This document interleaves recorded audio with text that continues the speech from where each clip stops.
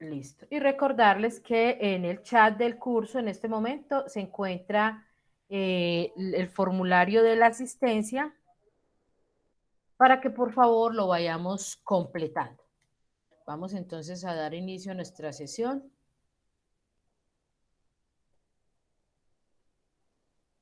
Por favor, me confirman si están visualizando mi pantalla. Sí, señora. Ok, mil gracias. ¿Alguno de los compañeros, Jorge, de pronto usted me puede ayudar copiando y pegando el enlace de la asistencia en el chat para los compañeros que vayan ingresando mientras yo esté haciendo la presentación? Sí, señora. Listo, muchas gracias. Bueno, entonces demos inicio a nuestra tercera sesión en línea. Hoy, 19 de julio, siendo las 11 de la mañana. Recordarles que mi nombre es Sandra Franco Muñoz y tengo el gusto de acompañarlos en este proceso formativo. Y recordarles también que este curso hace parte de una serie de cursos dentro del convenio de la Comisión Nacional del Servicio Civil y el SENA que realizaron desde el año 2018. Invitarlos a que realicen también los otros cursos. El otro curso que en este momento está disponible es el que se llama Contextualización de la Carrera Administrativa. Entonces los invito a participar también de ese curso. Hay cursos para quienes manejan o trabajan en el área de derechos humanos y todo eso lo encontramos en la oferta que tiene Sofía Plus en cursos cortos. Entonces los invito a que continuemos con esta formación. En el día de hoy vamos a tener este orden del día, bienvenida y recomendaciones. Insistirles que por favor no activen sus micrófonos, no activen sus cámaras para que no tengamos interferencia.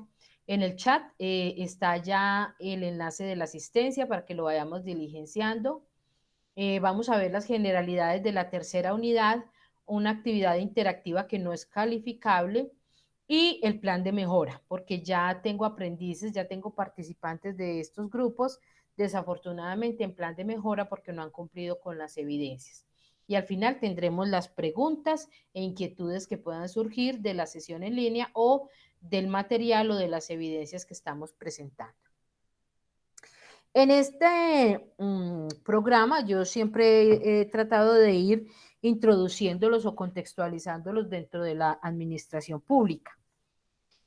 Y es importante que conozcamos cómo funciona en términos generales la institucionalidad y el valor que tiene la institucionalidad en un país y pues específicamente en el nuestro. Nuestra institucionalidad es la que garantiza la aplicación, digamos, real y concreta de nuestra Constitución, de la realización de los fines del Estado y la garantía de los derechos. Este es un país garantista. ¿Por qué garantista? Porque garantiza los derechos de sus ciudadanos.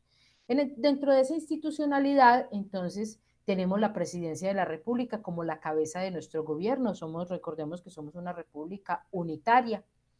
Tenemos un solo Estado y una sola Constitución.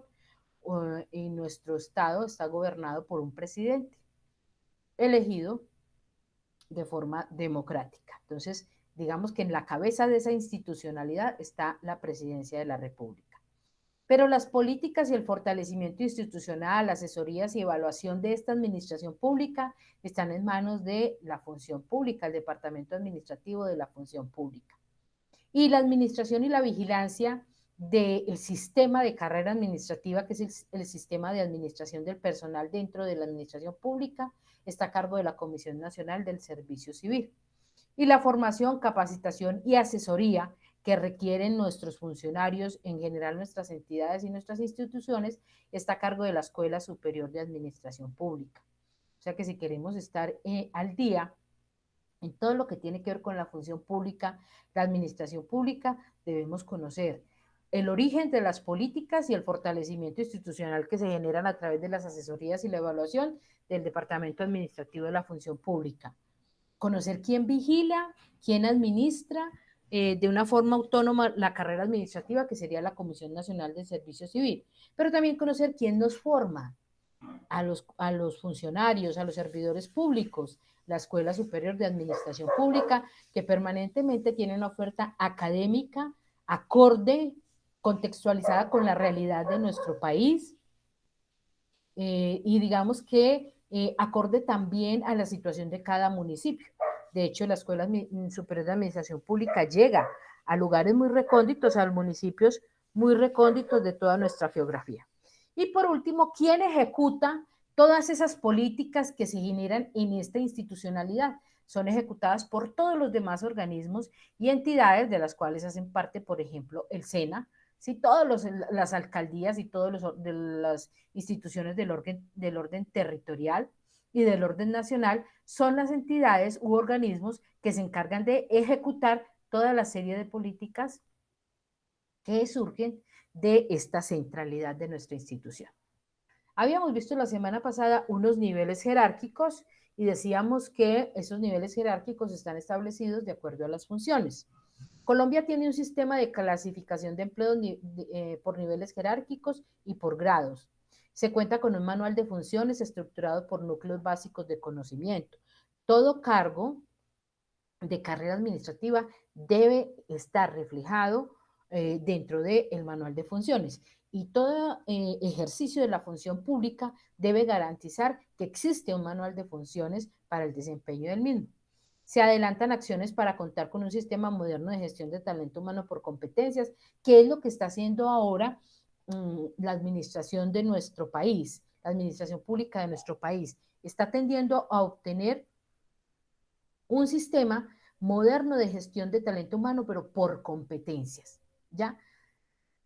¿En qué consiste por competencias? Es decir, que nuestros trabajadores, funcionarios, servidores públicos sean especializados en determinadas competencias de acuerdo a su propio perfil.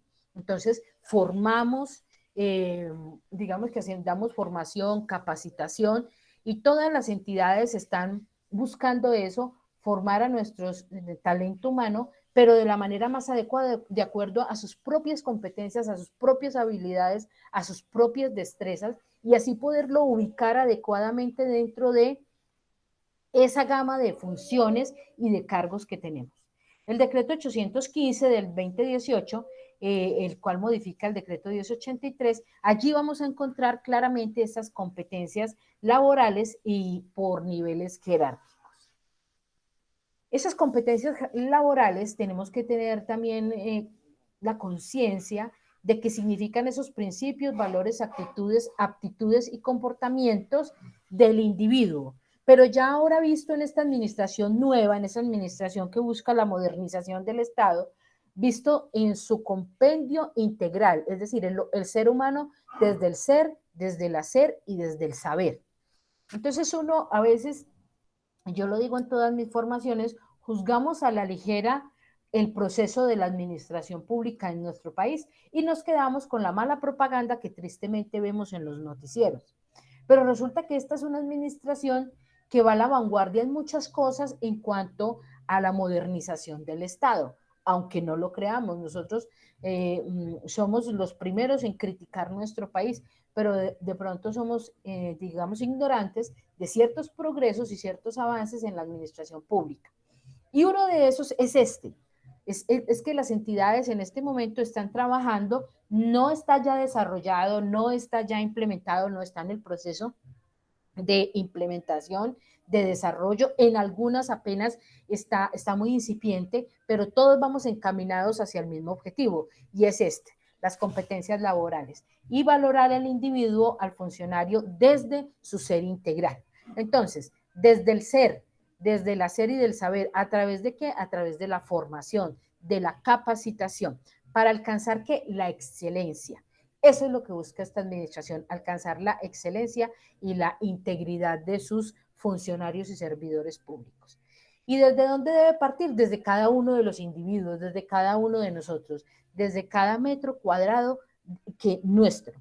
Si mi metro cuadrado, si mi labor, si mi trabajo como instructor dentro del SENA o como funcionario en cualquier entidad del Estado, si mi metro cuadrado lo hago con eficiencia, con eficacia, con responsabilidad, con ese nivel de excelencia y de integridad en mí que actuar desde el ser, el hacer y saber, entonces vamos a lograr esa administración pública excelente que queremos, eficiente.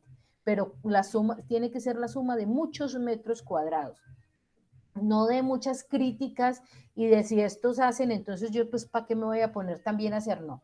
Si mi metro cuadrado es eficiente, si mi trabajo refleja la excelencia y la integridad, la suma de muchos metros cuadrados va a lograr la eficiencia en la administración pública que queremos. Entonces, en el decreto 815 del 2018 vamos a encontrar en el artículo 2245 las competencias funcionales. Y ellas hacen referencia, como su nombre lo indica, detallan la capacidad del hacer del empleado para ejercer un cargo y se definirán una vez hayan determinado el contenido funcional de aquel. Es decir, es importante conocer, o es vital, partir del manual de funciones para poder determinar cuáles son las competencias funcionales del individuo, pero están basadas en la capacidad del hacer. Entonces recordemos la integralidad del ser humano y del funcionario público: ser, hacer y saber. Los criterios de desempeño resultado de la actividad laboral que dan cuenta de la calidad que exige el buen ejercicio de sus funciones. Este es el primero de los parámetros que se tienen en cuenta para definir esas competencias funcionales. El segundo son los conocimientos básicos que corresponde a cada criterio de desempeño de un empleo. Entonces, criterio de desempeño o el resultado que espero del desarrollo de esa actividad. Ahora, ¿qué conocimientos debe tener? Como mínimo, conocimientos básicos debe tener el funcionario para desempeñar, para realizar esa actividad de manera eficiente. Y los contextos en donde deberá demostrar las contribuciones del empleado para evidenciar su competencia. Yo les decía desde las sesiones anteriores, todos, desde el cargo que tengamos, incluso como simples ciudadanos, todos debemos aportar y apuntamos al cumplimiento de los fines del Estado. Esto no corresponde solamente al presidente, al gobierno, al alcalde, que miren a ver los gobernantes. No, no, no, no. Debemos ser dolientes todos, absolutamente todos, del cumplimiento de esos fines del Estado y con nuestro trabajo, desde donde lo hagamos, contribuir al desarrollo y a la prosperidad general de nuestro Estado. Competencias comportamentales. Ahora, entonces, esas son las competencias funcionales. ¿Cuáles serán las competencias comportamentales? Estas hacen referencia al ser, ya al individuo. Las primeras, las funcionales, hacen referencia al hacer, ¿cierto? Estas hacen referencia al ser. Responsabilidad por personal a cargo, ¿sí? La primera de ellas, el primer criterio de una competencia comportamental es revisar si ese cargo o ese funcionario va a tener personal a cargo. Segunda, habilidades y aptitudes laborales que debe tener dentro de su desarrollo, del desarrollo laboral. Tercera, la responsabilidad frente al proceso en la toma de decisiones. O sea, si esas competencias implican toma de decisiones y en el cargo ese funcionario va a tomar decisiones. Iniciativa de innovación y de gestión. El funcionario debe ser innovador, debe tener iniciativa, no debe quedarse solamente esperando a que le den la orden, a que lo manden. Siempre hay que ir por ese algo de más, ese plus, ponerle el valor agregado a nuestras cosas. Perdón un momentico, discúlpenme.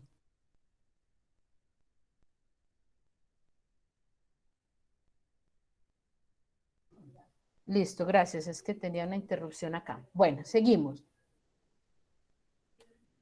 La responsabilidad frente al proceso es la toma de decisiones, iniciativa, innovación y valor estratégico e incidencia de la responsabilidad. Entonces, cuando nosotros nos presentamos en las convocatorias de la comisión, nos evalúan básicamente esos dos componentes, las competencias funcionales, el saber hacer de cada uno de los cargos y las competencias comportamentales, el ser. Y es el grado de responsabilidad que tengo frente al cargo, el grado de innovación, iniciativa, entonces vienen los conceptos como trabajo en equipo. Aquí vamos a ver algunas de esas competencias comportamentales que son transversales y comunes a los servidores públicos, entre ellas cuáles está el aprendizaje continuo, ¿sí? Esas competencias son las que nos evalúan. ¿Nos evalúan dónde? Pues cuando me estoy presentando ante una prueba de la convocatoria de la Comisión Nacional de Servicio Civil.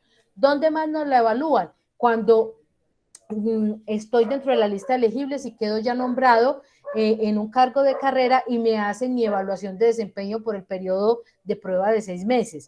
¿Dónde más me evalúan estas competencias? En la evaluación anual de desempeño laboral de todo funcionario público.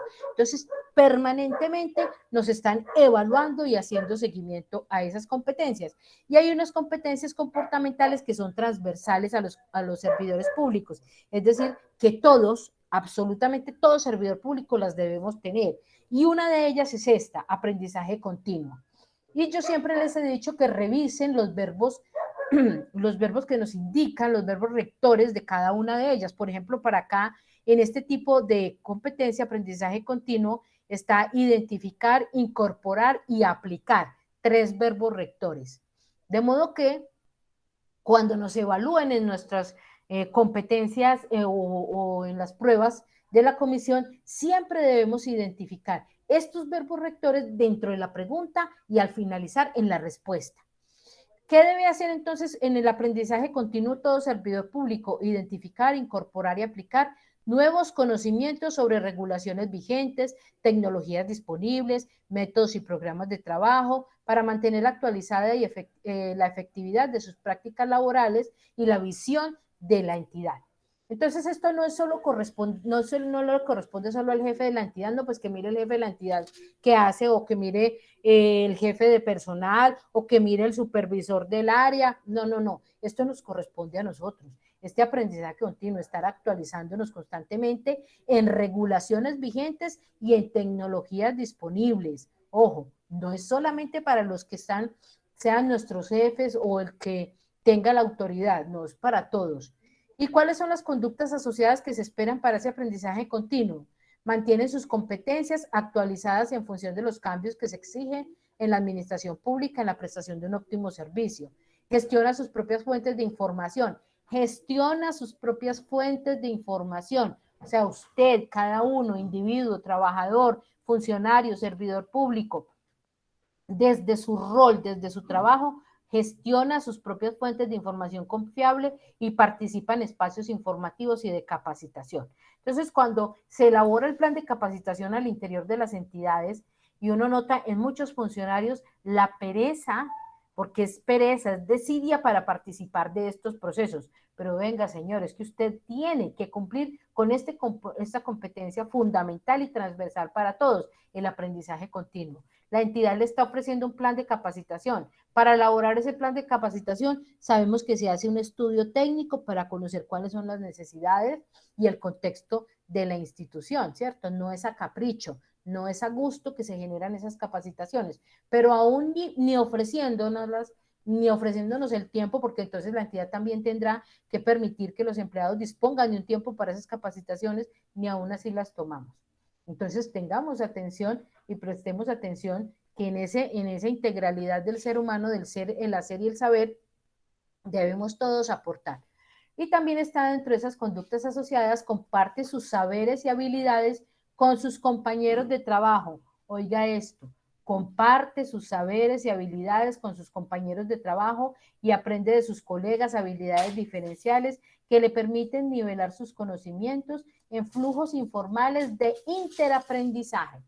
Entonces, no es que esto me lo enseñaron a mí y yo me quedo con esto y yo no lo voy a compartir. Y entonces a veces vemos esos funcionarios que se guardan lo que saben y no y son muy esquivos a compartir el conocimiento. Si estamos trabajando en una entidad pública, todo lo que sabemos es público.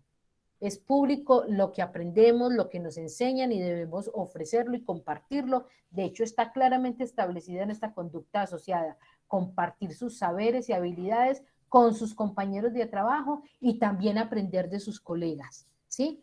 Entonces, yo los invito a que seamos conscientes de esas competencias comportamentales que son comunes a los servidores públicos y que no estemos todavía en aquella época del empleado público, del servidor público egoísta, encerrado en su quehacer, que si no va Pedrito Pérez esa semana a trabajar, se paró la oficina, se paró esa área, no hay cheques, no hay pagos, no hay atención al público, porque Pedrito Pérez no fue y nunca le enseñó a nadie qué tenía que hacer. Pues resulta que ya es un deber para todos y está contemplado dentro de la ley el aprendizaje continuo y nos obliga a aprender y a compartir el conocimiento con los demás.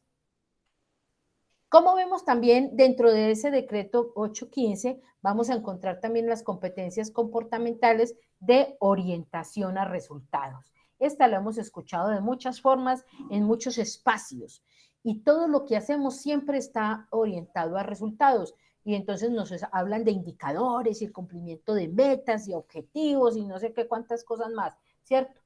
Pues resulta que la ley establece que los servidores públicos, nuestro quehacer debe estar siempre apuntando a esto, a obtener resultados. ¿Cuál es la definición entonces de este tipo de competencia comportamental? Realizar las funciones y cumplir los compromisos organizacionales con eficacia, calidad y oportunidad. O sea, no, usted no hace su trabajo por hacerlo. Triste que le digan a uno, pues yo trabajo porque me pagan. Es triste que uno tenga que tener ese concepto y esa mentalidad. No, yo trabajo primero porque si estoy un servidor público me gusta trabajar al servicio de los demás. Eso es lo primero que usted tiene que pensar. No porque me lo gané por un puesto político, me lo gané en un concurso y ya es para obtener un dinero y no más. No, debo trabajar, mi labor debe estar orientada a obtener resultados y siempre los resultados están apuntando a cumplir los fines del Estado y esos fines del Estado que están buscando la prosperidad general de nuestro país. Entonces todos aportamos un granito de arena a esa prosperidad, pero esos resultados y esas funciones deben cumplirse con eficacia, calidad y oportunidad. ¿Cuáles son las conductas asociadas para lograr esta competencia? Asumir la responsabilidad por sus resultados. O sea, si tengo una meta establecida en mi quehacer y no la he cumplido o voy mal, voy regular, me falta, debo tener la responsabilidad de asumir que me corresponde a mí, venga, ¿por qué no se están obteniendo esos resultados? Y no puedo estar echándole la culpa a medio mundo, al resto de los compañeros, sin asumir mi responsabilidad. La otra conducta trabaja con base en objetivos claramente establecidos y realistas. Siempre ustedes verán dentro de todo lo que desarrollamos en la administración pública hay objetivos trazados. De hecho, todos apuntamos al cumplimiento del plan de desarrollo nacional, todos. Y ese plan de desarrollo tiene unos objetivos trazados y el cumplimiento de esos objetivos debe ser nuestra meta. Diseña y utiliza indicadores para medir y comprobar los resultados obtenidos. Lo que yo les decía, los indicadores son los que van a ser digamos, el medidor de nuestro quehacer.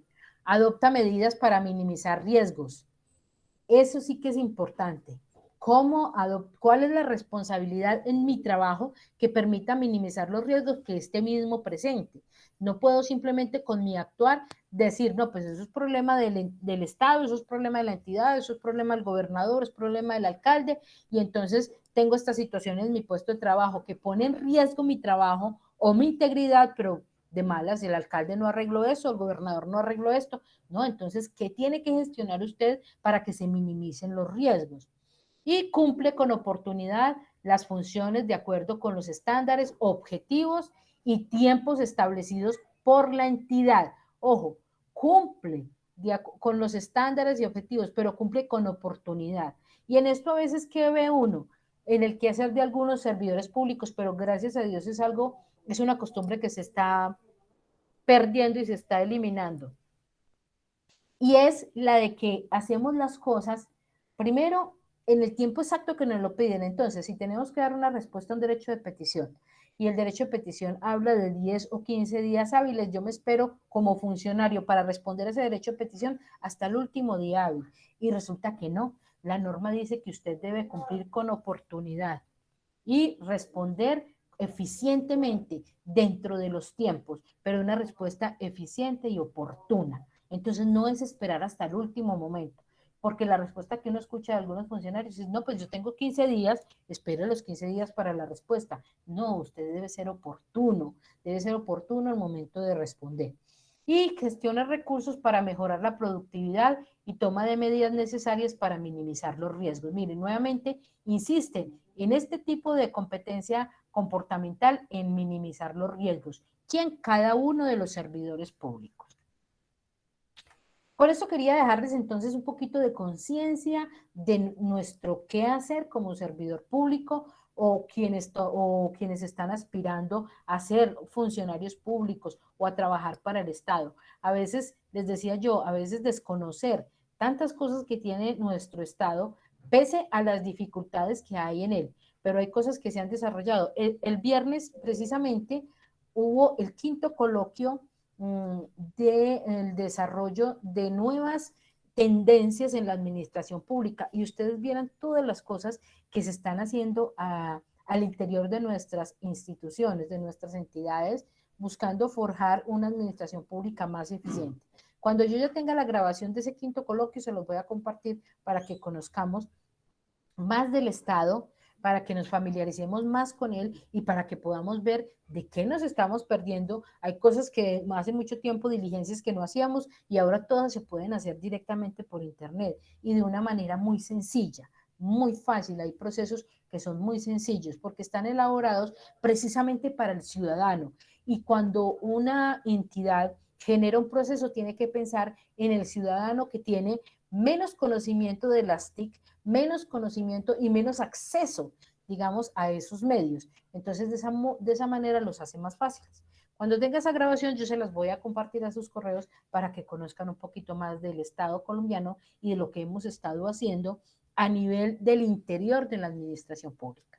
En la tercera unidad, entonces, en este resultado de aprendizaje, vamos a hablar de desarrollar el objetivo garante de la comisión de personal de acuerdo con el marco normativo y los lineamientos de la comisión.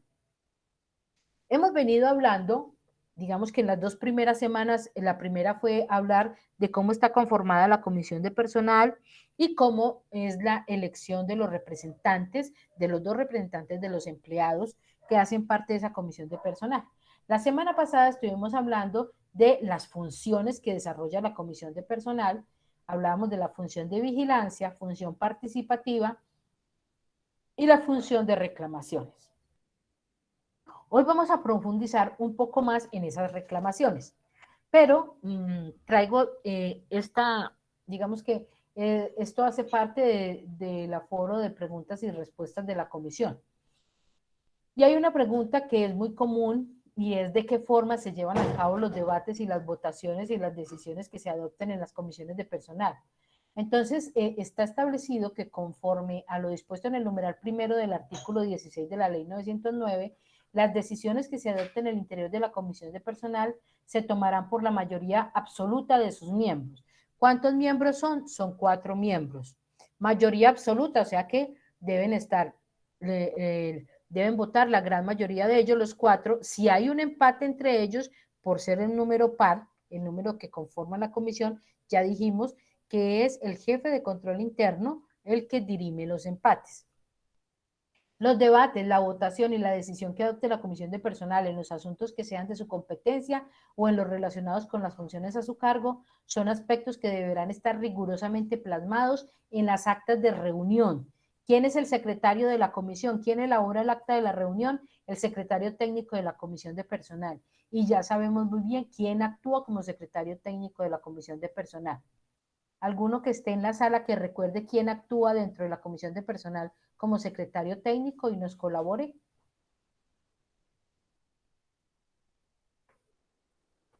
¿Quién será el secretario técnico de acuerdo a la ley en la comisión de personal? Bueno, ahí se los dejo de tarea. A ver si aquí al final de la sesión recordamos quién actúa como secretario técnico de la comisión de personal. Ese secretario deberá llevar entonces esas actas en un registro que deberán estar suscritas por todos los miembros del organismo colegiado. Y esto se los leí yo la semana pasada.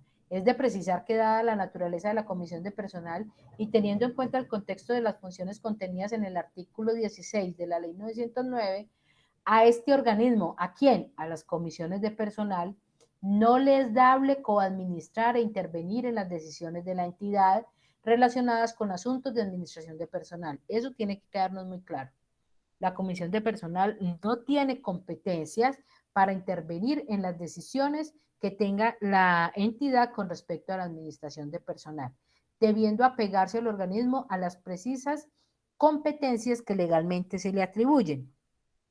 Y allí por eso tenemos que ir siempre de la mano del artículo 121 de la Comisión de la Constitución Política.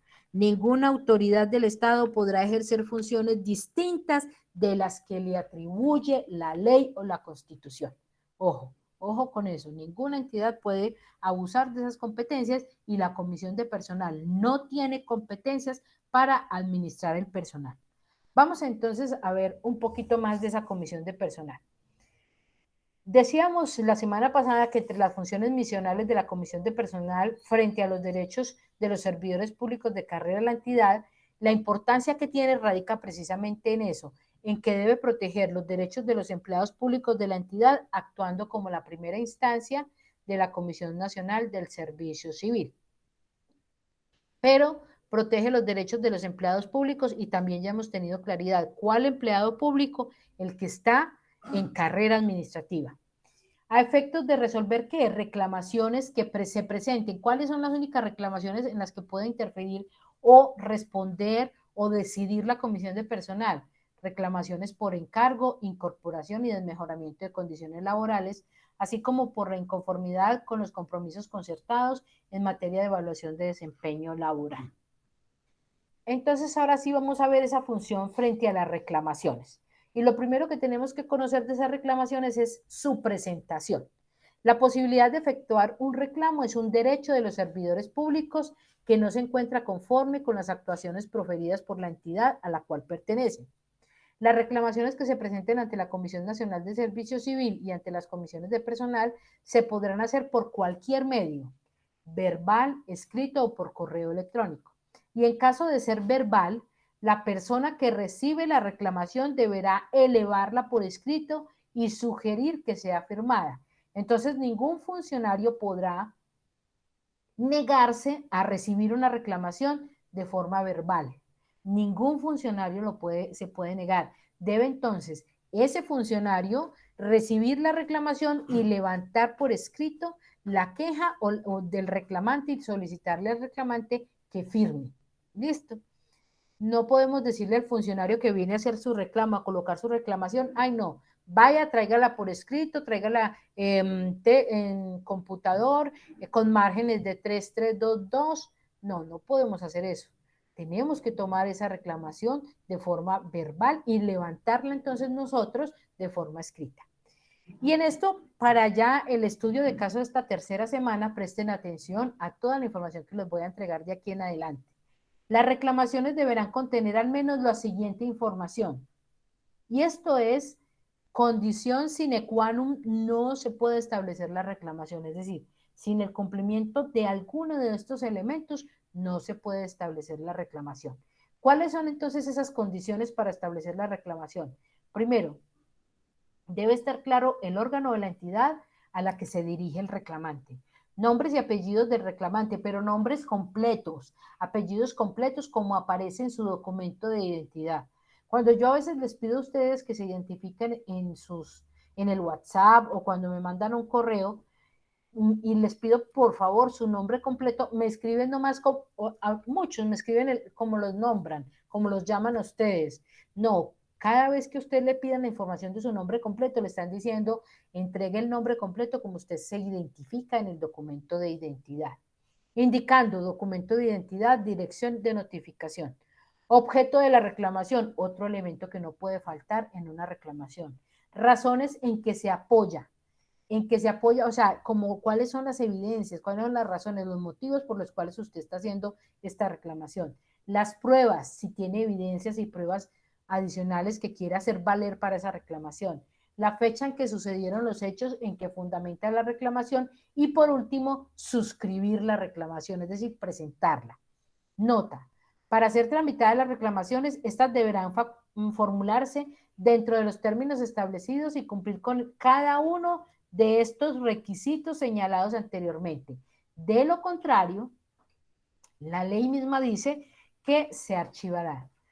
Si dentro de la reclamación no se cumple alguno de estos requisitos, la reclamación simplemente se archivará.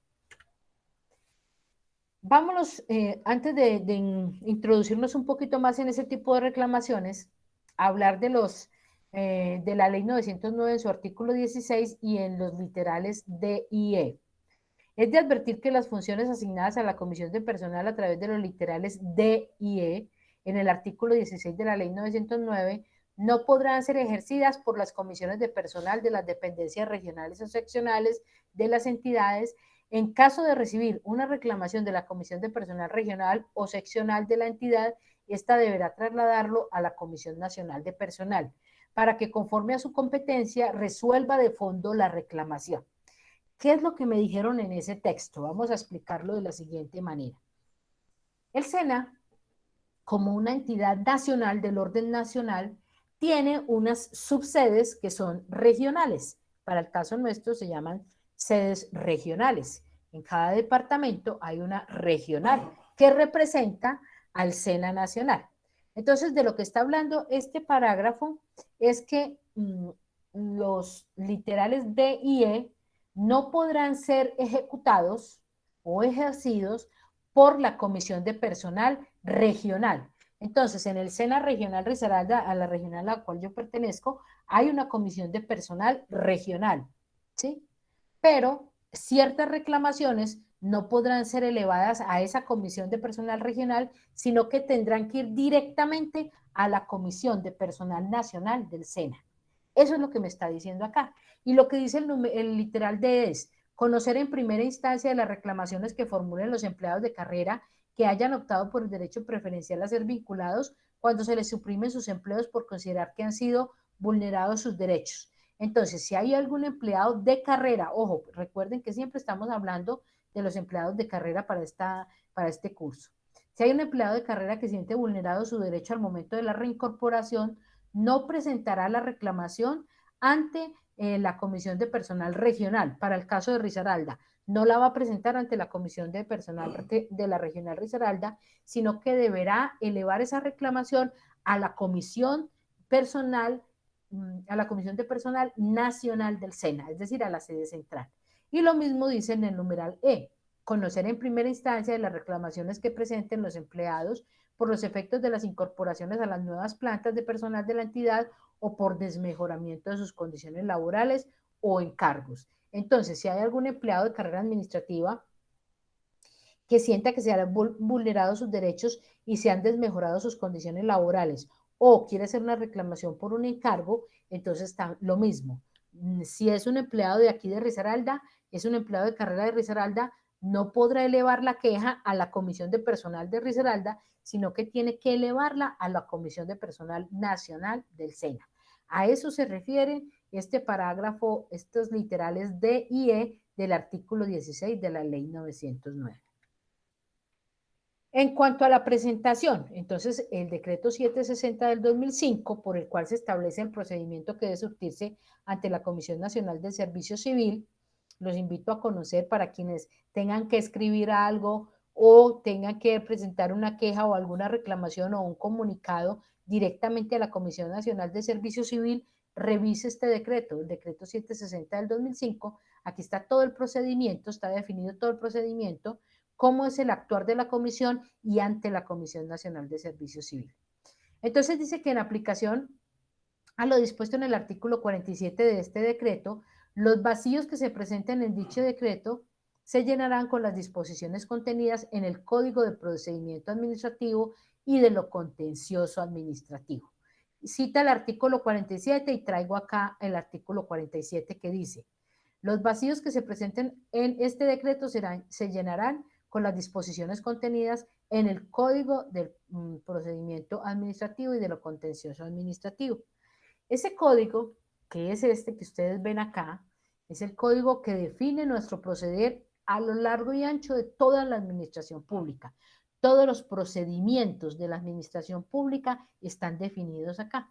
Entonces, ¿qué es lo que nos acaba de decir este artículo 47? Que si hay algún vacío dentro de uno de los procedimientos de la Comisión Nacional de Servicio Civil o para proceder ante ella, entonces acuda a el Código de Procedimiento Administrativo y de lo Contencioso Administrativo para llenar esos vacíos. Y dice el artículo 79, los recursos se tramitarán en el efecto suspensivo. Los recursos de reposición y de apelación deberán resolverse de plano o no sé, a no ser que al interponerlo se haya solicitado la práctica de pruebas o que el funcionario que ha de decidir el recurso considere necesario decretarlas de oficio.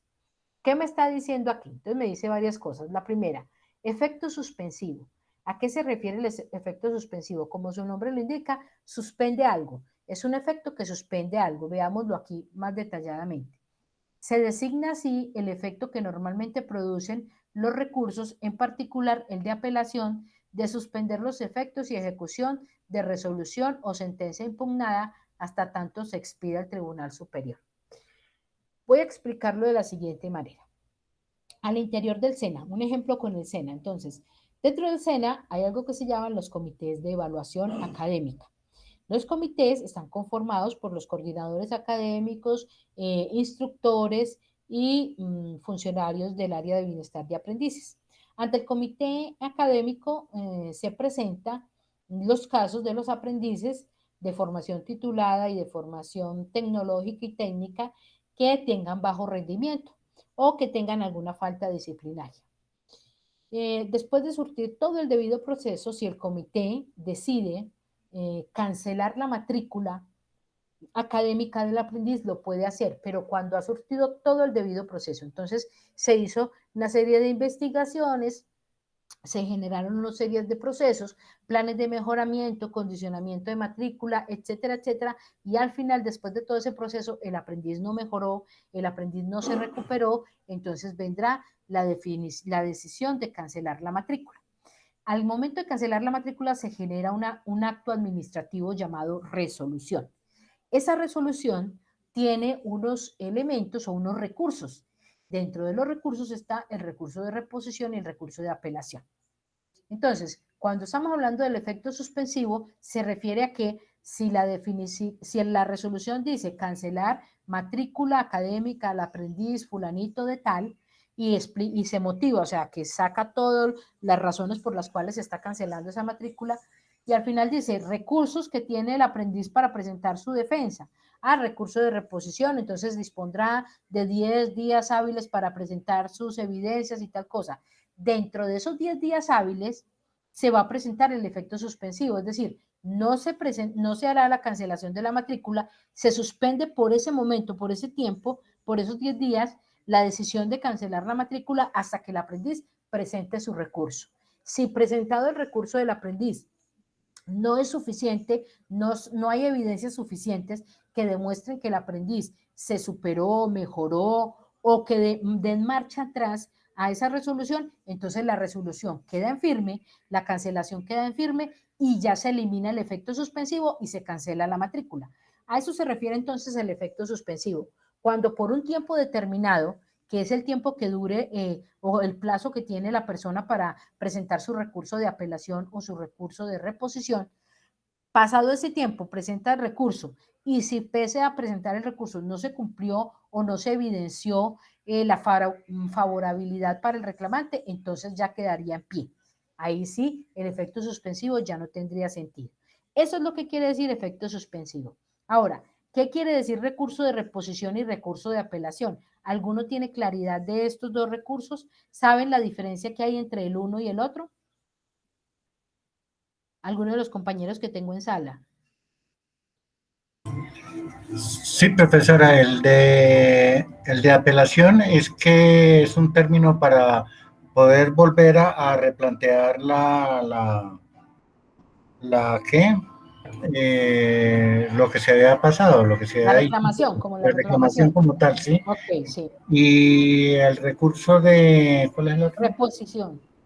De reposición, ya es que está como por dicho lo que ya dijeron allá en la comisión.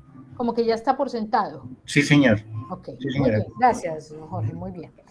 Voy a darle un poquito más de claridad. Los dos recursos buscan la finalidad de que el reclamante tiene derecho a presentar su posición, ¿sí? A decir, bueno, ante esta decisión, llámese acto administrativo, llámese resolución, decreto, yo no estoy de acuerdo y presento mi recurso. Entonces, la diferencia que hay entre recurso de apelación y de reposición es ante quién se presenta. El primero, el recurso de reposición se presenta ante la autoridad que emitió el acto administrativo, Para el ejemplo que yo les estoy dando de la cancelación de una matrícula académica, los únicos que pueden emitir ese tipo de acto administrativo tipo resolución dentro del SENA es el subdirector de cada centro. Entonces, el acto de reposición se presenta, lo presentaría el aprendiz frente al subdirector, porque él fue el que emitió el acto administrativo. Mientras que la apelación, el recurso de apelación, también es un recurso que busca el reclamante presentar en su desacuerdo con la decisión tomada y presentar sus evidencias planteando por qué está en desacuerdo y por qué no es justificable la decisión de la resolución. Pero ese de apelación ya no se presenta ante quien emitió el recurso o el acto administrativo, sino ante la autoridad jerárquicamente superior. Para el caso del ejemplo que estoy dando, la autoridad superior de un subdirector de centro es el director regional. Entonces, la apelación la presentaría ante el director regional. Esa es la diferencia que hay entre esos dos recursos. El de reposición, repito, se presenta ante la autoridad que emitió el acto administrativo y el de apelación se presenta ante la autoridad superior jerárquico de ese que emitió el acto administrativo. Espero que esto les haya quedado claro porque son conceptos que tenemos que tener muy claros independientemente de la labor que hagamos, ¿sí? Ya sea porque nosotros mismos seamos reclamantes ante una entidad y queramos reclamar algún derecho, debemos saber ante quién debemos reclamarlo y qué tipo de recurso estoy haciendo, o uno de reposición o uno de apelación. Y si es más, puedo presentar los dos al tiempo. El de reposición solo ante la autoridad que emitió el acto administrativo, pero puedo presentar también al tiempo y el mismo documento en la parte de abajo yo colocaría, este es un recurso de reposición y a la vez de apelación porque lo emito o lo entrego también a la autoridad superior. Eso es lo que quiere decir entonces en este momento esos dos conceptos. Y ahora sí vámonos a ver entonces cada uno de ese tipo de reclamaciones. ¿Cuáles son las únicas que puede atender o de las cuales tiene competencia la comisión de personal? La primera de ellas es reclamación por derecho preferencial a encargo. ¿Quiénes reciben encargo o quienes tienen derecho a ser encargados? Únicamente pueden ser encargados empleados de carrera y se encargan de qué? De otro puesto o de otro cargo que sea de carrera o que sea de libre nombramiento y remoción.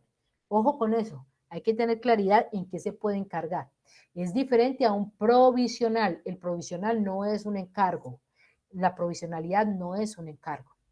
De conformidad con lo dispuesto en el artículo 24 de la Ley 909 del 2004, los servidores de carrera administrativa tendrán derecho a ser encargados cuando cumplan los siguientes requisitos.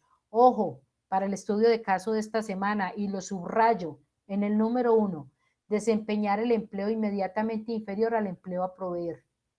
Este es uno de los criterios más importantes al momento de determinar quién tiene derecho al encargo.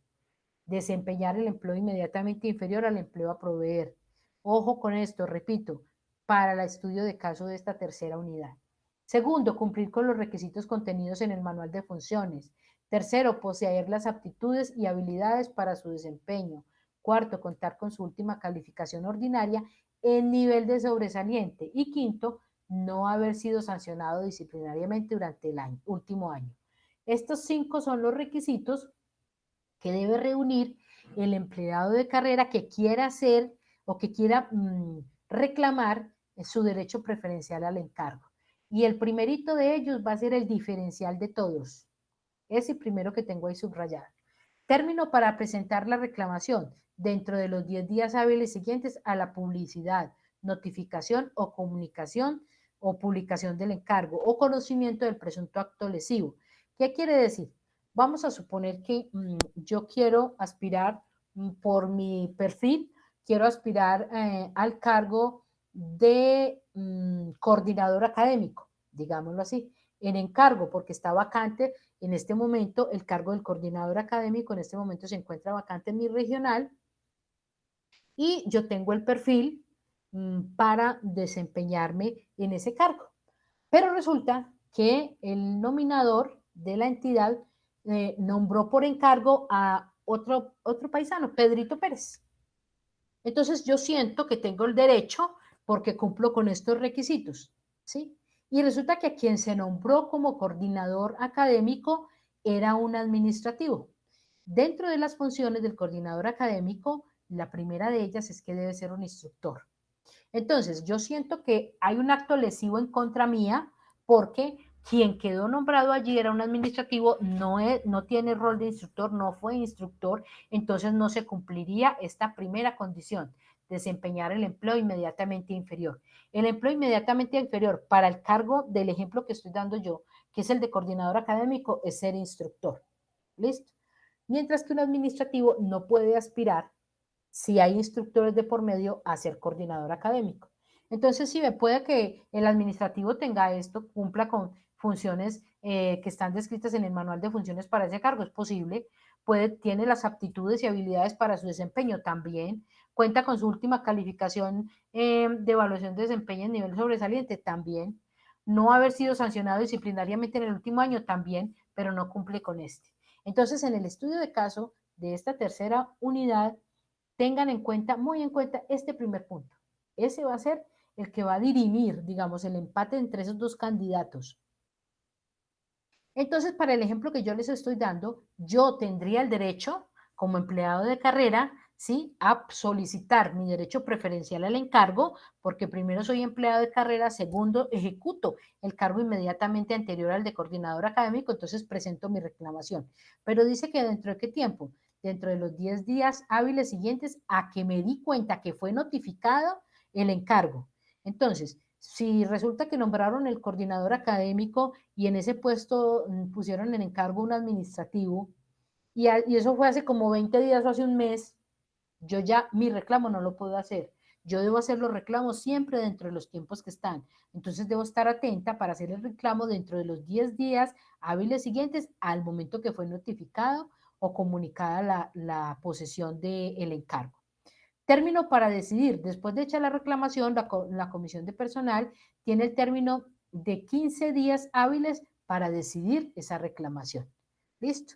Y estos tiempos están establecidos en la ley. Estos tiempos no son capricho del funcionario ni de los representantes de la comisión. Eso en cuanto al encargo. Ahora, la reclamación por derecho preferencial a la incorporación. Los ex servidores de carrera, ex servidores porque quien va a solicitar el derecho preferencial a la incorporación es que por alguna razón tuvieron el proceso de la supresión del empleo. Entonces, los ex servidores de carrera a los que se les haya suprimido el empleo y que cuentan con el derecho preferencial a ser incorporados en empleos iguales o equivalentes de la nueva planta de personal podrán presentar reclamación en los siguientes eventos, a saber, primero, por no haber sido incorporados cuando a su sentir sí existía en la nueva planta de personal empleo igual o equivalente al desempeñado por ellos. Segundo, por considerar que a pesar de haber sido incorporados con dicha situación, se les mejoraron sus condiciones laborales. Un ejemplo para esto, lo escuchamos mucho, sobre todo a nivel territorial, en las alcaldías o en las gobernaciones, cuando hablan de reestructuración o van a reestructurar la planta de personal. Cuando ocurre eso, primero tiene que haber un estudio técnico. Nunca una reestructuración de personal o de planta de personal se hace de manera caprichosa. Hay un estudio técnico, se toma un tiempo determinado, ya sea por un asesores o asesores externos de la alcaldía. Normalmente ocurre así. Se contratan asesores externos, expertos en análisis de perfiles y de manuales de funciones y de cargos y de plantas de personal para que definan cuáles empleos deben ser suprimidos, pero como esos empleos son de carrera, de cuando estamos hablando aquí de empleos, estamos hablando de empleos de carrera, el empleado que ocupa ese empleo de carrera tiene el derecho, ojo, no puede simplemente suprimieron el empleo y chao al empleado, no, no, no.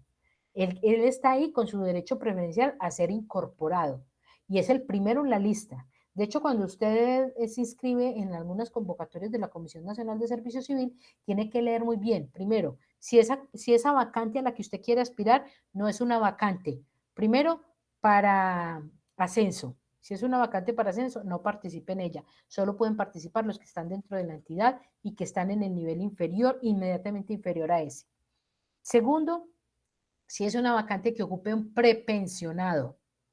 Si es una vacante de un prepensionado, usted tendrá que, y se la ganó usted y quedó de primero en la lista de elegibles, pues tiene que esperar que se cumpla el tiempo de la pensión. Y un prepensionado es prepensionado 3 años antes del tiempo límite de la edad para la pensión.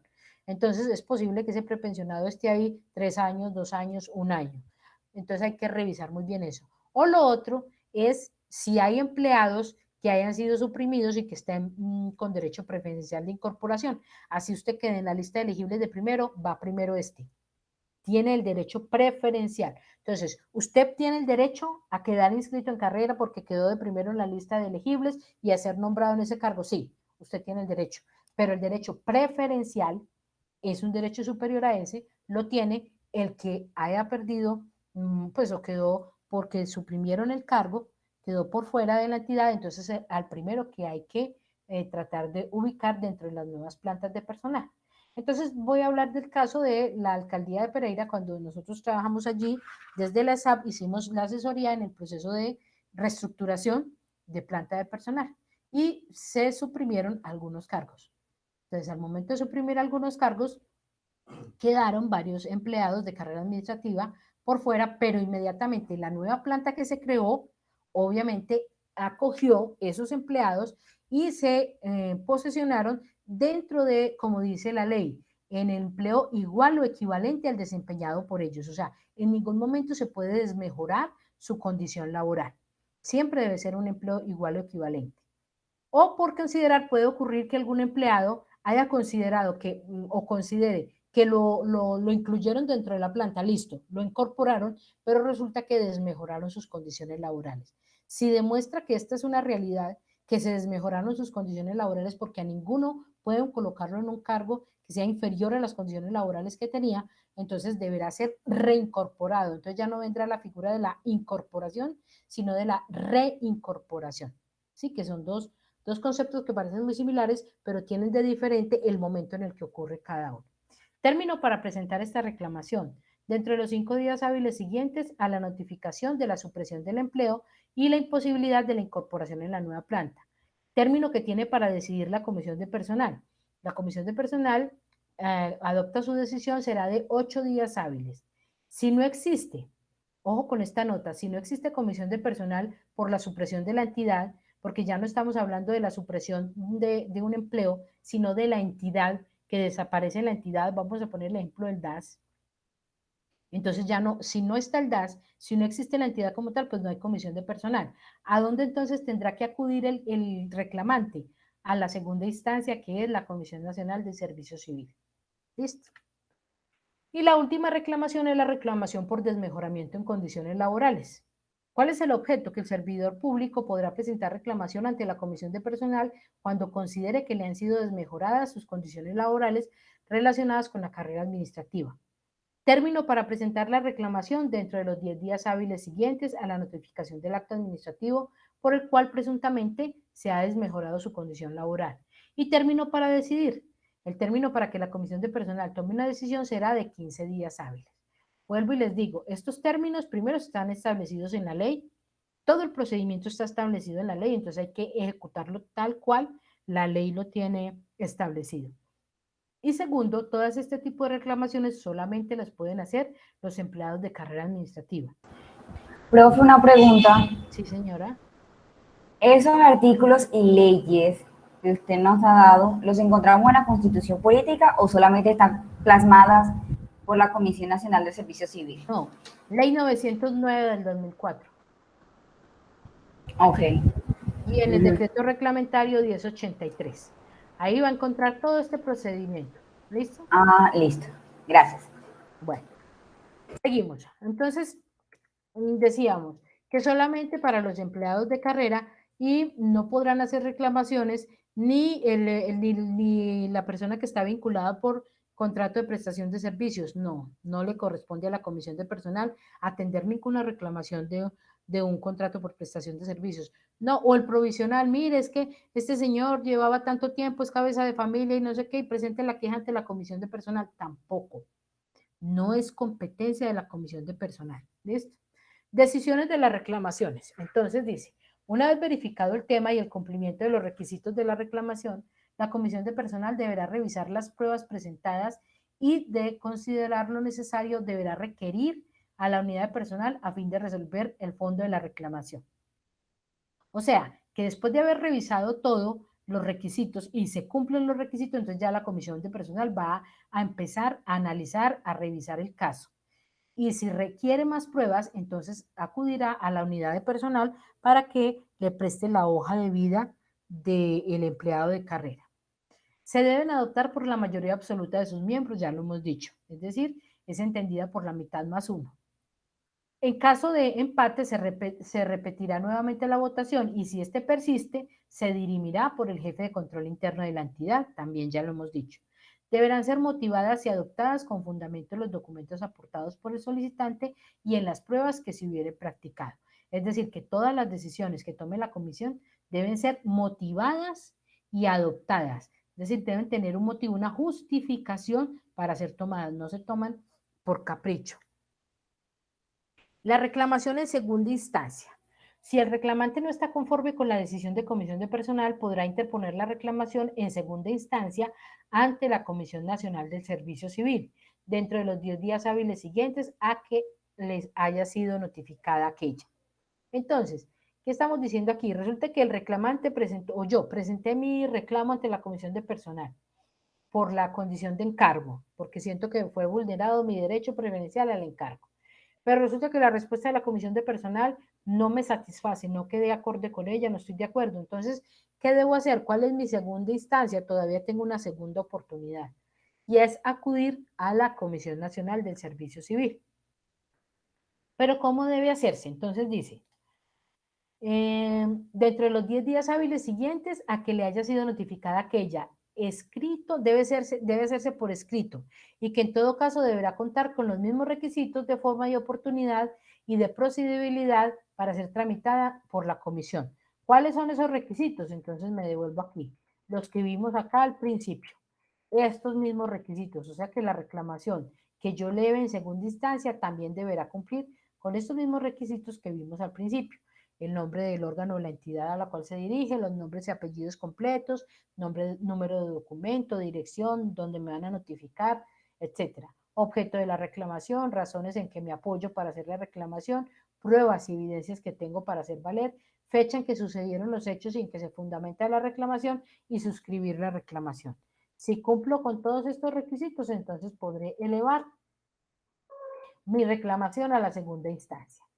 Esa reclamación en segunda instancia se deberá presentar ante la comisión de personal de la entidad, quien una vez verifique el cumplimiento de los requisitos de forma oportuna y de forma oportunidad y procedibilidad, mediante el auto deberá remitirla a la Comisión Nacional del Servicio Civil dentro de los 2 días hábiles siguientes. Entonces, ¿qué estoy diciendo aquí? Estoy diciendo que la Comisión de Personal Regional me respondió, o para el caso nuestro será la Comisión de Personal Nacional del SENA. Me respondió y la respuesta que me dio no quedé yo satisfecha con esa respuesta. Entonces yo voy a generar una nueva reclamación a la segunda instancia. Debe cumplir con todos esos requisitos que vimos, pero esa reclamación se la presento a la Comisión de Personal Nacional del SENA. Ellos revisan que efectivamente yo cumplí, ya no van a tomar decisiones sobre la reclamación, no. No podrán decir nada, solamente revisar que cumplí con los requisitos para presentar la reclamación. Y dentro de los 2 días hábiles siguientes, ellos tendrán que elevarla directamente a la Comisión Nacional del Servicio Civil. No soy yo como funcionario quien le va a escribir directamente a la Comisión Nacional de Servicio Civil, no. Este tipo de reclamaciones siempre se harán por intermedio de la Comisión de Personal. Vamos llegando entonces al final de esta sesión. Y les quiero compartir estos enlaces que tengo acá, se los voy a colocar en el chat, igual se los voy a regalar también al correo electrónico, que son muy valiosos. El primero de ellos es un video corto actualizado de la Comisión de Personal ahora. El segundo son pruebas de tipo situacional para quienes están interesados en las convocatorias de la comisión, cómo es eso de las pruebas de juicio situacional. Y el tercero ya son pruebas básicas y funcionales, un video directamente hecho por la Comisión Nacional de Servicio Civil de a qué se refieren esas pruebas básicas, las escritas, cuáles son sus componentes y algunas referencias importantes que debemos tener al momento de presentar. Por aquí ya vi la respuesta de la pregunta que les había hecho. El jefe de la unidad de personal. Ahí le faltó el personal, pero esa era la respuesta. ¿Quién hace como secretario técnico de la comisión de personal? El jefe de la unidad de personal. ¿Sí? No el jefe de la entidad. Miriam, estabas colocando aquí, el jefe de la unidad de personal es el que hace las veces de secretario. Muy bien. Esto aquí les acabo de colocar ya en el chat, lo están visualizando ahí los enlaces de los que les estaba hablando. Y también voy a colocarles, bueno, perdón, pero antes de colocar ese último enlace, estas son las evidencias que vamos a presentar en esta tercera semana. La una es un cuestionario, una prueba de conocimiento que tiene varios intentos. La otra es el estudio de caso, del cual ya les di muchas pistas durante la presentación. Y tener en cuenta esta nota. Las actividades estarán disponibles únicamente hasta el jueves 29 de julio, a la medianoche. Al 30 de julio, a las 0 horas, ya no se recibe ninguna evidencia, porque ese día se cierra el curso completamente. Para el estudio de caso, ustedes han recibido un formato. Ese formato está en Word. Y tiene toda esta presentación, lean detenidamente. Yo les he pedido mucho esa comprensión lectora. Lean muy bien para que puedan entender el caso. Les presentan el caso de la misma entidad que hemos venido trabajando, el Departamento Administrativo Nacional XYZ. Y les presentan el caso de unos servidores y de una reclamación por encargo. Entonces presentan los dos servidores y cuál es la condición de cada uno de ellos. Y simplemente les hacen estas preguntas y ustedes deben decir sí y no, o no, cualquiera de las dos, después de haber leído muy bien. Al principio les hablé del plan de mejoramiento y ya les dije que hay algunos aprendices que ya tengo en plan de mejoramiento. Van a recibir un correo, las personas que no han cumplido con las evidencias, ya vamos avanzando, ya vamos superando la mitad del curso, entonces debemos ir prestando atención. Pueden ponerse al día los compañeros que no han presentado ninguna evidencia. Profe, en este momento, claro, lo puede hacer. Está a tiempo de hacerlo. Y si ve los videos, va a ser fácil de que se coloque al día. Entonces, los compañeritos que no están al día o no han ingresado al curso van a recibir este plan de mejoramiento. Es una medida que se adopta para definir acciones de formación previo agotamiento de las estrategias pedagógicas del instructor e iniciativas del aprendiz. El plan de mejoramiento es un documento que consigna acciones concertadas entre el aprendiz y el instructor o el coordinador académico. Yo hago copia de estos planes de mejoramiento y llamados de atención. Les hago copia después de que finalizamos el curso a la coordinación académica. Y eso queda ya en la hojita de vida académica de cada uno de ustedes. Como plan académico no tiene, como plan de mejoramiento no tiene ninguna sanción, pero sí queda en el historial académico de ustedes para cuando vayan a querer estudiar un técnico, un tecnólogo o una especialización tecnológica, ahí lo van a tener en la historia académica. Entonces, por favor, seamos juiciosos. No, ya nos inscribimos en un curso de estos, estamos matriculados, tenemos la fortuna de quedar activos en estos cursos, entonces aprovechemos la oportunidad que de no aprovecharla le quitamos a otro compañero. Y por último ya les voy a compartir, recuerden, ya he estado entregando estos material adicional, ya lo he estado entregando, ya varios se lo han ganado. Empecé entregando los simulacros y después entregando unas pruebas, competencias básicas. Esto no es para que lo contesten y me lo manden a mí, no. Es para que lo tengan como un material de estudio para quienes están interesados en presentarse en las convocatorias de la comisión. Y les voy a compartir esta actividad de EducaPlay, una prueba interactiva, test de carrera administrativa, a ver qué tanto conocemos y qué tanto sabemos. Ahí les coloqué el enlace en el chat. Ahora sí, ya finalizamos. Tenemos las 12:10 del mediodía. ¿Hay alguna inquietud, alguna pregunta? Con mucho gusto. Jamie, con mucho gusto para servirle. Lacey pregunta, si entregué un caso de estudio atrasado, ¿cómo lo califica? No, no importa. No se preocupen. Lo importante es que lo presenten. El hecho de que lo presenten atrasado no significa que van a obtener menor calificación. Va a obtener una A si está bien desarrollado el tema, el estudio de caso. o una D, pues si no le alcanzó, pero no tiene nada que ver que lo haya presentado fuera del tiempo. ¿Alguna otra inquietud? Miriam, con gusto. Le escucho.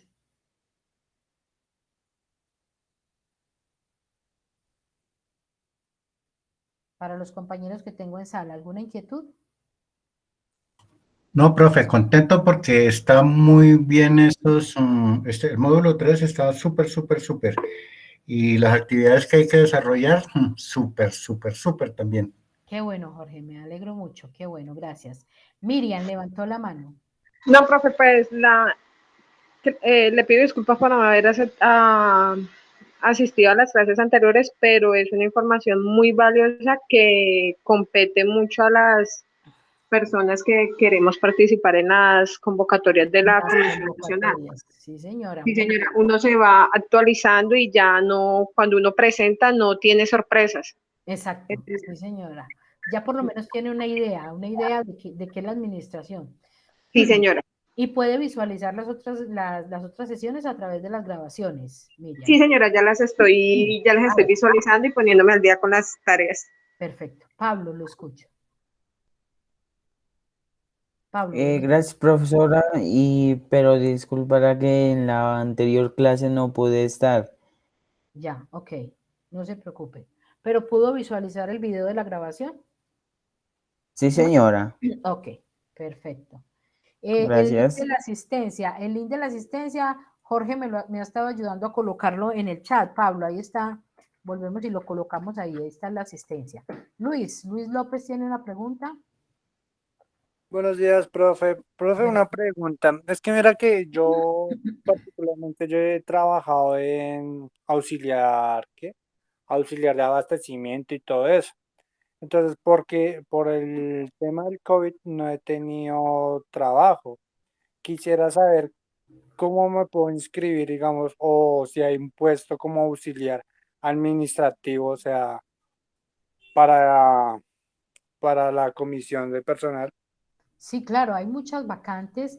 Pero, o sea, exigen algún curso, exigen alguna carrera o ya tener experiencia sobre esos temas. Ok, depende del perfil. Mire, hay vacantes con cero requisitos, ¿sí? Las hay perfectamente.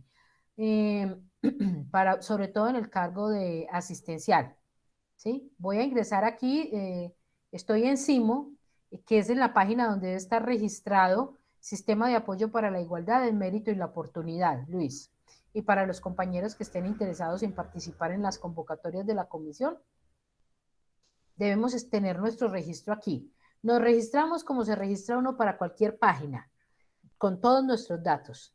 Entonces, en esta página debemos incluir todos nuestros datos básicos, los datos de formación, que el bachillerato, que el técnico, el tecnólogo, la carrera, la experiencia laboral, subir todos los certificados que tengamos de nuestra experiencia laboral. Ojo, y yo les he dicho, siempre las cartas laborales pídanlas con descripción de funciones. Por favor, no sirve un certificado laboral en el que digan, Pedrito Pérez laboró de tal fecha a tal fecha en el cargo de asistente, no más, pero no describen las funciones. Entonces así no le sirve a la comisión una carta o una certificación laboral. ¿Por qué? Porque resulta que cuando usted se inscribe en una vacante, la primera revisión que hacen ellos es la revisión de los requisitos mínimos. Y lo que hacen ellos es comparar su perfil, todo lo que usted registró aquí, de su formación, de su experiencia, contra el perfil de la vacante, que cumpla mínimamente con los perfiles que están. Entonces miran, en cuanto a la experiencia laboral, miran las funciones que usted tiene en su certificado laboral que sean similares a las funciones que les están poniendo en las vacantes. ¿Listo? Entonces, entro acá después de haber agregado toda mi hoja de vida, toda mi experiencia, mis certificaciones, y en esta bolita de 3 puntos que se llama OPEC o Oferta Pública de Empleo de Carrera, aquí empiezo a buscar cuáles son las ofertas que hay vigentes. Y empiezo por acá, por procesos de selección. Entonces, mire todos los procesos que hay.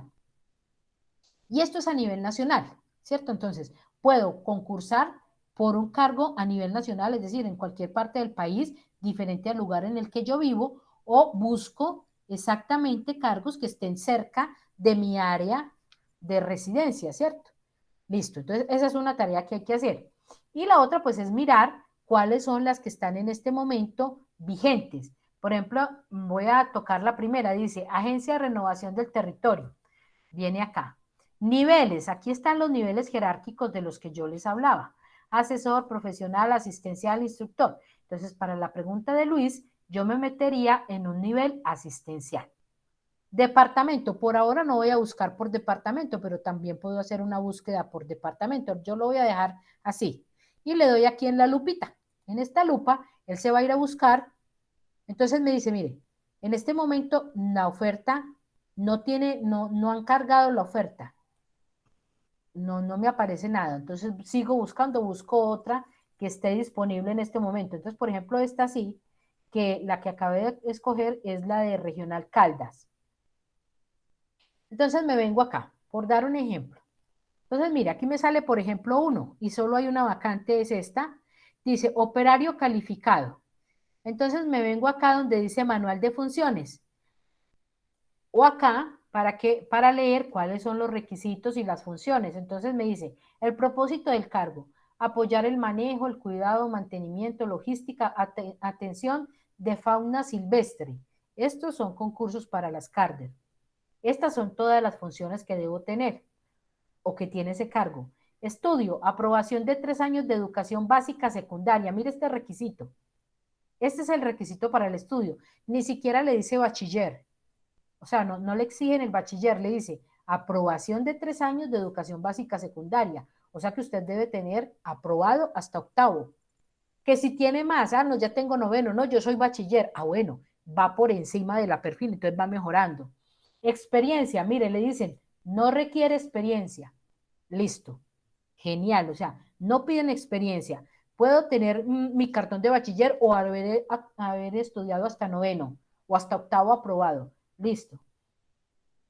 No aplican equivalencias de estudios ni equivalencias de experiencia. Y me dicen, hay 10 vacantes, 5 para la Victoria y 5 para Palestina. Entonces ya yo decido si me postulo o no a esas vacantes. Ya me dicen dónde están ubicadas, ¿sí ve? Pero aquí es donde yo leo cuáles son los requisitos de estudio y de experiencia. Entonces sí ve que no todas las vacantes tienen un cargo, pero siempre debo decir en qué nivel. Siempre debo seleccionar. Ahora, si yo escojo un nivel profesional, pues obvio que me va a pedir un título profesional.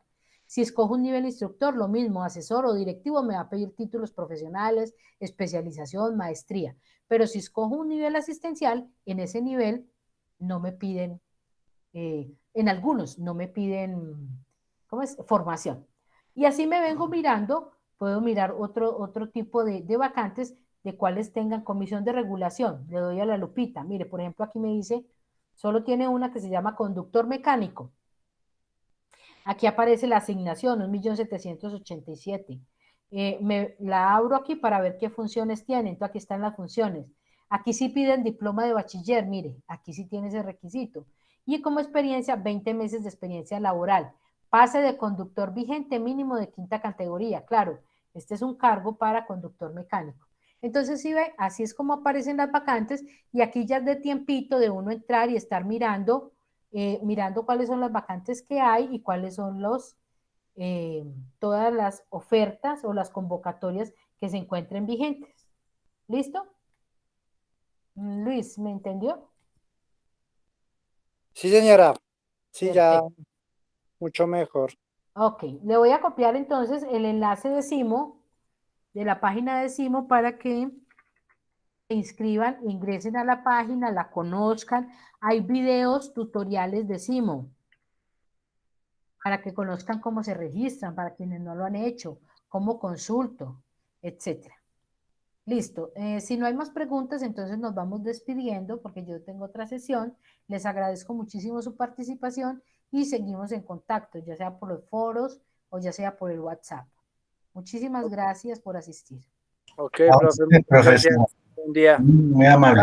Bye. Mucho gusto. Chao, chao. Chao. Gracias, profe. Felicidades, feliz semana. Que estén muy bien.